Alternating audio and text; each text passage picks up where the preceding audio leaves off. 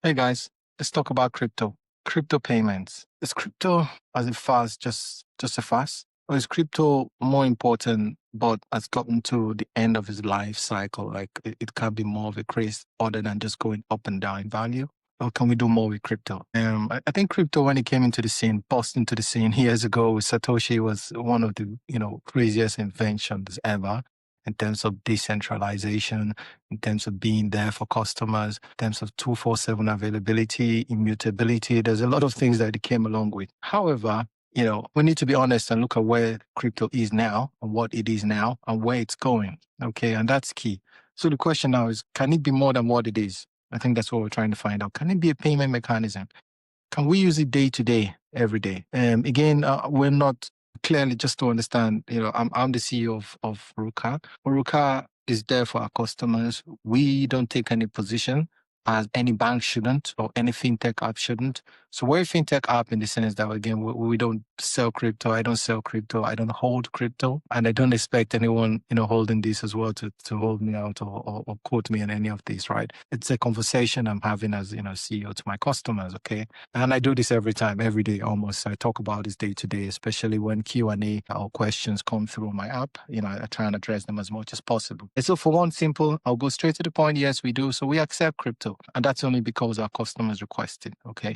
And I've been saying this for years. So I worked in banking for about 20 years. And I remember, not going to mention, but at least top three companies, banks across Europe and top two in the US. I was talking to the CEOs, I was talking to the head of departments, and they thought crypto was the most stupid thing, years ago. But the point is, which they fail to see, is that they're only there for their customers. Okay, I'm here because of you. This video, I'm talking to this camera here because of my customers. And that's a silly thing that people don't realize. They think they're there for investors. They think they're there for the highest paid or whoever is depositing the most. No, you're actually there for the numbers. So if 1 million people come to you and say, we want to buy wine, and you're going to sell wine to them. You know, if the 1 million people come to you, your bank, and say, we want to buy Van Gogh art and Mona Lisa, a portion of it is tokenized, you will sell it to them. So that's key, which, one, it's an instrument, it's a product that we need to facilitate for our customers. And that's where a lot of banks missed. I'm glad to see, a few banks just turning the page on that. We know famously Jamie Dimon from JP Morgan hated the idea and thought it was crap. He even threatened to fire his traders who actually trade crypto. And now he's back in it. He's actually, they're thinking of bringing up their own, as of time of writing, bringing up their own, crypto, JP Morgan, secured against their client assets, which is funny. But that's the truth. Yeah. So the point is, you're there for customers, so don't try and be smart. You're there to service the customers. And if the customer wants something, you try and make it for them. You don't have to hold the positions. We don't hold crypto. No bank should hold and trade proprietary crypto. Okay. What you need to do is actually hedge your positions. Customer wants $100 worth of Bitcoin. You go buy $100 worth of Bitcoin. You hold them in cases where you get good value for your customers. And that's where it stops. You shouldn't be trading crypto. We don't trade crypto. The customer wants to top up with crypto on our ring. So again, we're a payment ring provider. Without me, the customer go in top up $10 on this and then spend $10. So we make just very tiny margins on these things. And that's the same with any bank. So one person deposits, the other person withdraws. So that's it. So if someone comes in and says, hey, I want to buy crypto, go buy crypto. That's it. You're there for the customers. So that's it. It's a long run just to explain the importance of crypto and the fact that this is driven by market value, okay, such that if the market believes that it's important, then you have it and you provide this for your customers. That being said, the question still remains, what's crypto today? So crypto, believe it or not, you can come after me on this, but the truth is the truth. The fact is the fact. About 90, I'll say a good 92% of crypto today is based on just pure speculation. So it's the store of value, at best. So that would mean that you hold the crypto with the hope that it goes up in value. And that's what a lot of people are doing with crypto. 90% was doing that with crypto. I equate it to, a lot of people talk about the, coins. I know there's a lot of crap coins out there. Almost every day, anybody can create a coin. That's true. However, you have the stable coins. You have Bitcoin itself. And that's what I'm referring to here. So I'm not referring to the token like Trump token that was, that we know what's happened with now, right? I'm not on Melania token. No, none of that. What I'm talking about right now is actual store values, things like, BTC. Again, we know the usual, right? So I don't sell any coin here other than the stable coins, which we know USDT, USDC, the usual, right? And then the idea now is the fact, okay, what are these things? Okay, can they be more? So I think they can be more, and I'll talk about that in a minute. But I think the main point is, listen, crypto itself is being used as value in the sense that everybody wants that price to go up when they buy and hold HODL, right? So they buy and hodl it for as long as possible, swipe, so the value goes up. Same thing as buying wine. I equate it to wine. I equate it to artwork. Same thing, you buy it, wine goes up every year. If you buy a casket of wine or whiskey, it's going up every year. Same thing as if you buy an artwork, it goes up every year. My warning is it for everybody? No. Okay, wine goes up every year. It doesn't mean we'll all go buy wine tomorrow because we need to understand wine. Yeah, you need to know the year, the grape, the area, the vineyard, things like that are important. Okay, so same thing with crypto. You need to understand it. If you don't understand it, then don't get into it. But if you do understand it, and then don't listen from a guy who just started trading last year and claims to make $1 million. Okay, because for each one person, those have lost a lot. Okay, how are you sure the person you're talking to hasn't lost money? Yeah. So please, for one, try and understand what you're investing in. And that's one advice I'll give from this video. Please understand and be sure what you invest in. If you're not sure, then just stay away from it. There are other forms of investments or tools that you could use that's not as risky, or as volatile. Yeah. So please, one thing is simple. Crypto right now is being used as a speculative investment. We hope it goes up. For my customers, I hope it continues to go up. But can we do more with it? Yes, I think so. And I say that because, okay, so let's do a lifeline. So what's crypto right now? So crypto is very good in terms of high speed, okay? It's also good in terms of, 247 availability. So markets close. If you went to US dollar against the euro on a Saturday or Sunday, the FX rate will be really high. And it's always high because the markets are not open. No one knows what the value is going to be by Monday. So they factor and bake that into the fees you pay. That's why it's expensive. If you went to China, we're going to trade China against Brazilian lira, same thing, okay? So, and everything suddenly has to go through the US dollar sometimes, which is even much more volatile, believe it or not. So the idea there is the fact that crypto was available 247, is available 247 is good. And that's something they can play to. That's one positive. I think the other positivity also is also the immutability. So there's only a set amount as far as we know. And I have my conspiracy theory on that thing, right? But the truth is, as far as we know, there's only X amount of availability there. So also look at the immutability, which means that there's only a set amount of crypto that is, possible to be minted. Okay, and we know as well that goes up or down in value. And so that's good then because we need to believe, that's the case. And then clearly that helps. So that provides that in terms of value for crypto. However, now there's a downside. That's not enough to make a currency. Okay, so all the points we've mentioned is suddenly, believe it or not, it's not enough because hey, if that was the case, then boom, we'll all be using crypto. So we know for a fact it's not reliable because there are places you go that crypto will not be accepted, and that's about 80, if not more, of the world right now. And secondly, then is the predictability, which I've said a lot. It's volatile. You can buy a milk today. There's a joke about people who bought, pizza with Bitcoin years ago. It goes up and down a lot, which, you don't want to do. If you go to the shop, you want to make sure the shop is the same. If you hold your dollar, you want to make sure it's about the same. You give or take inflation, which is quite low if you look at the grand scheme of things, 2% over a year, 3-4%, depending on the country. Worst countries will go up to 11%. That's crazy. But crypto during the course of the day goes a lot more. Yeah, so that's why it's hard to do. And then also the distribution. So I'll talk about that as part of the solution. But distribution network is an issue, right? So we try to do crypto. I think there's a few crypto payments that try to come out there. But in truth, it consumes energy to do, number one, to mine these things, to get transaction validation on these things on different nodes on machines that do this. And then secondly, then is, again, you need to find a merchant that would accept it, which is a problem. Let's not forget the anti-fraud side of things as well. So if you look at any of the payments today, there's, Visa, MasterCard, AMEX, something goes wrong, just call, you get your cash back immediately. Not a problem. And that still remains an issue on crypto. So if it's gone, it's gone.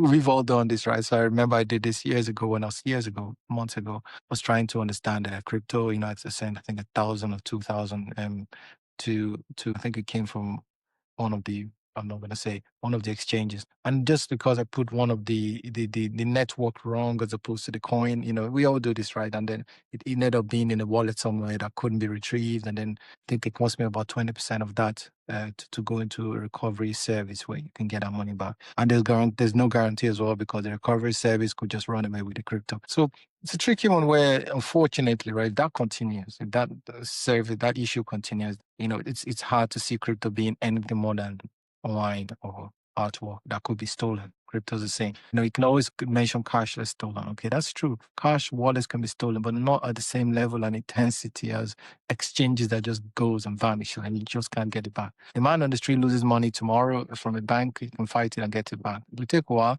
but you'll get it back. Crypto, once it's gone, it's gone, because in fact it's a code, right? You can't see it. So that remains an issue in terms of why crypto can't be used for payments. What's the solution? So again, I'm not one of those that just talk without giving some sort of solution. So here's my solution as a fintech provider, fintech CEO, and one who provides this for customers. I think we need to look at the case study of AMEX, right? And I've talked a lot about MasterCard, Visa, and AMEX, what the difference is. So AMEX, I think it's a good case study here for crypto. If you could do something similar to what AMEX have done, where they have their merchants, they have their POS machines that only accept AMEX, and there's some charge, that's it. To me, if crypto can do that, that would be the future. Like, that would increase availability. Because then what would happen is people, instead of the nodes, right? So you have the nodes today. The nodes then could be the POS agents who actually receive payments. They validate the payments, and within that network, within the network, you can accept or decline payments, you validate payments. That's exactly what AMEX does. So AMEX issue their own cards. AMEX issue the cards to users. The users makes payments. When they make payments, it goes to a merchant, must accept AMEX. Not Visa, MasterCard. All those guys are open. UnionPay, JCB, they're all open. However, Dyna, open. However, but on AMEX, it has to use AMEX. You have to accept AMEX, and only those network is accepted. It's a network. Crypto should be the same. So crypto, in my opinion, the stable coins should be a network where the holders actually then pay and accept payments across each vendor or each merchant. I think that's a good way to make crypto acceptable. In my opinion, they should stop looking to be like MasterCard or be accepted by MasterCard or by banks. And if you do that, then you're going back into the pot that you try to run out of. Okay. So the whole point of crypto was to get away from the institution, was to get away from the government, was to get away from the powers that be. Now you've gotten out, now you're trying to get back and be accepted by the powers that be.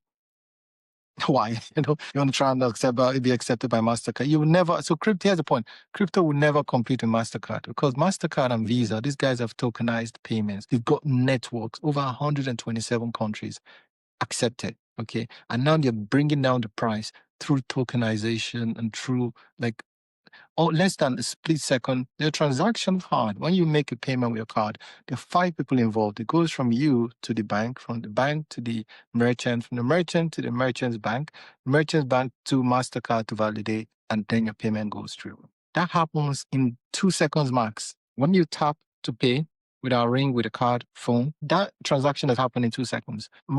You know yourself, with crypto, it takes a while, right? It takes a while. It takes months. Sometimes it takes minutes, months. It takes minutes, hardly seconds. But if it goes to seconds, you know how expensive that's going to be. So my point is, I think we need to stop, or you guys, or whoever, crypto, everybody needs to stop trying to be like banks, trying to compete with banks, trying to compete with MasterCard and Visa and traditional finance. However, they should do their own thing. Should have a network of crypto that's accepted as a form of payment across different vendors, specific vendors if you need to, and then grow from there. And that's the best way to do it, because then you get out of the system. You're only related, or you only need customers would pay, and then event merchants would pay. When merchants right now, I tell you, they can accept MasterCard or Visa, and they can accept AMEX. But AMEX is more expensive, but they accept it because they're bringing a clientele over. Yeah, your average MX user would spend at least 2 times what the MasterCard or Visa person would spend, believe it or not. So that means customers or vendors actually take the hit. So someone's paying for coffee and comes with an Amex card or comes with a MasterCard. The vendor actually pays more for the Amex customer than that. That's why sometimes they say we don't accept Amex. That's because they don't want to pay those fees. Oh, wait, how about cash? Cash doesn't pay anything. So cash will go in and give you cash and you get the full money. But a vendor would accept that and say, hey, listen, I'd rather take card because I don't have to worry about this cash. You don't have to take it to a bank. Therefore, they accept that. So there's convenience and there's fees that people are ready to take. Yeah, that's the point I'm trying to make there. That listen, crypto, if it's going to be a payment, like going to be used for payment, we need to move away from finance. You need to move in and get a closed loop that's separate from finance, where someone can make payments and receive payment and go through a vendor so that only 3 people that would matter, or 4 people would be you, the vendor, the vendor's machine or whatever, that tool or token that validates it, and the network. The network then charges already, you charge gas fees. So you might as well continue to charge the gas fees and not have to split it with MasterCard or Visa. That's painful to hear. And obviously, these are my bank.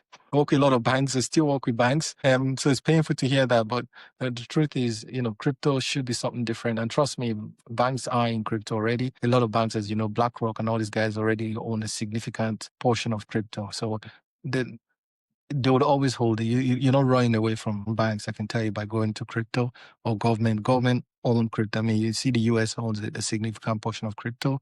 There's a rumor out there as well that Satoshi can actually be a group of entities and not one person. So how do you know if it's not, one of the, Rothschild that actually is Satoshi? Because again, whoever put this device together is very clever. So you don't know who's done this. Okay. And so my point is, if you're running away from something, might as well run away properly. And then if you're doing that, don't need to start trying to get into MasterCard or Visa. That's a long ask a question or a way of summarizing my point, but I think the point I'm trying to make there is, hey, crypto can do more than what it's doing now, and there's a lot of volatility in place, but it can do more. It can be a payment, but the structure has to be in place, and the structure has to be close enough to AMEX. I'm happy to work with anyone to do this, by the way. So guys, reach out to us. We're a fintech provider. We have no alliance with banks or anyone other than our regulators and our customers. So reach out to us and we can work together and do something to help crypto community. Take care. Bye.